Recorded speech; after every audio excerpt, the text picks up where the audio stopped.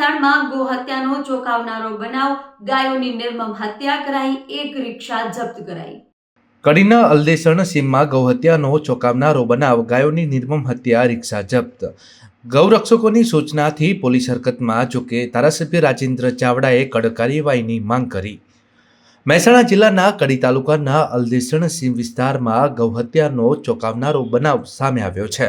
અલદેસણ અને કડી વચ્ચે આવેલા ખેતરોમાં 3 ગાયોની નિર્મમ હત્યા કરવામાં આવી હોવાની માહિતી મળતા વિસ્તારમાં ભારે રોષ ફેલાયો છે।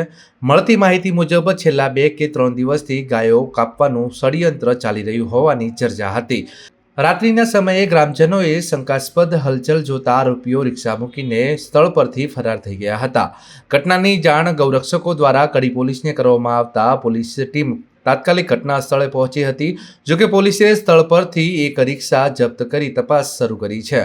સમગ્ર વિસ્તારમાં પોલીસ દ્વારા ચુસ્ત બંદોબસ્ત ગોઠવાયો છે। જોકે ઘટનાની માહિતી મળતા સ્થાનિક ધારાસભ્ય રાજેન્દ્ર ચાવડા પણ ઘટના સ્થળે દોડી આવ્યા હતા। તેમને જિલ્લા પોલીસ વડા એસપી સાથે વાતચીત કરી આરોપીઓને ઝડપી પાડી કડક સજા આપવા માંગ કરી હતી। ધારાસભ્યએ જણાવ્યું હતું કે ગૌહત્યાની આવી ઘટનાઓ સમાજ માટે અત્યંત દુર્ભાગ્યપૂર્ણ છે અને દોષિતોને કાયદેસરની કડક સજા આપવામાં આવશે।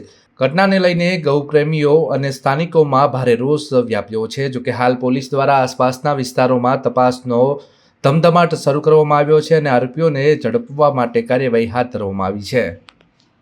ગાયો કપાવવાની શું કહેશો? આ અલદેસણ ગામની સીમમાં અને કડી અને અલદેસણની વચ્ચે આ ખેતરોની અંદર છેલ્લા 2-3 દિવસથી એમ કે ગાયો કાપવાનું જે કામકાજ ચાલી રહ્યું છે એના અનુસંધાને આજ રાત્રે પણ 3 ગાયોને કાપવામાં આવી અને ગામના લોકો જોઈ જતો એ લોકો રિક્ષાઓ મૂકી અને ભાગી ગયા છે।